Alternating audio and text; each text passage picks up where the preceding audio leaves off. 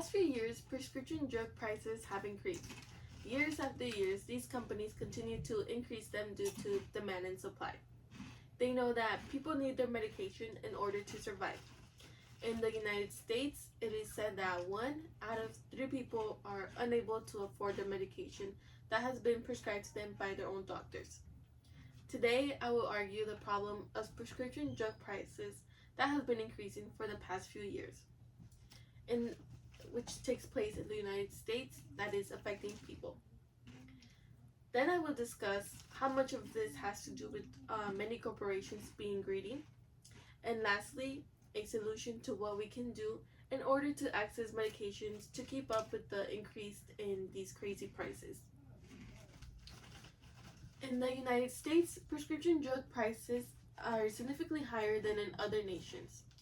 According to the article that was published in January 28, the year 2021, called Prescription Drug Prices in the United States are 2.56 times those in other countries, states that there is a big gap in prices that can be seen from the United States and other countries for larger brand name drugs, with prices even averaging up to 3.44 times those in comparison. These prices are only going to keep on increasing for over the next decade if we don't do something to put a stop on it, to make it more affordable for those who need it in order to survive.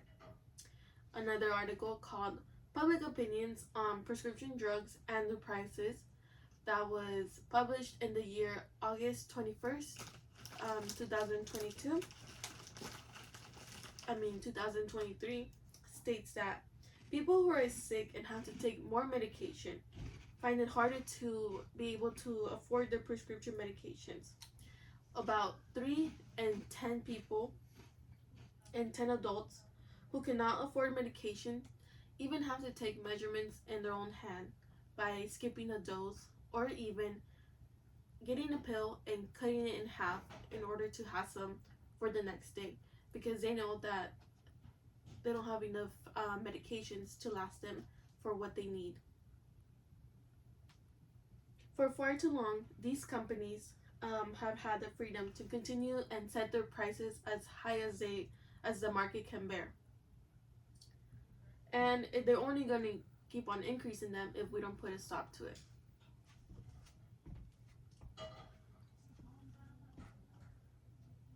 One of the reasons on why we have seen an increase in prices is because pharmaceutical companies are the ones that are in control.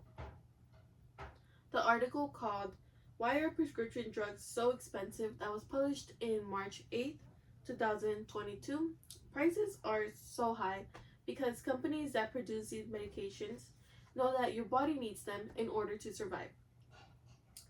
And because these companies also don't have much competition because they know that no one else sells this medication, or because they don't sell it, and if they do sell it, they probably sell it higher than what they're selling it,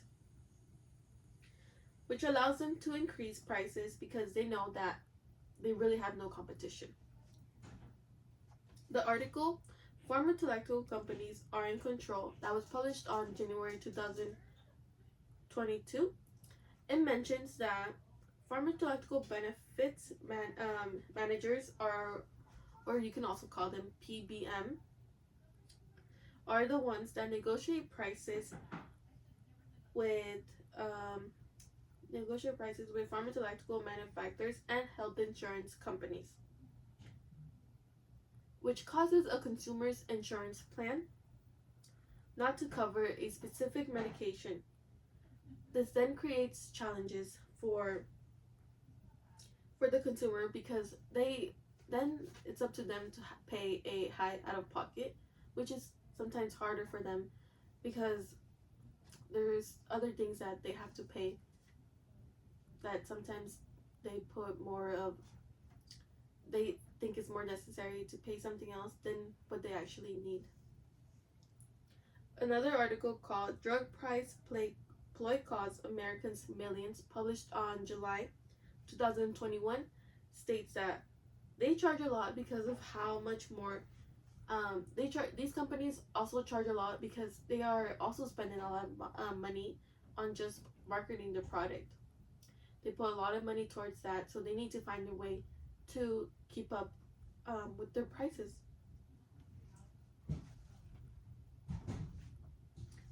These companies are going to continue to increase their prices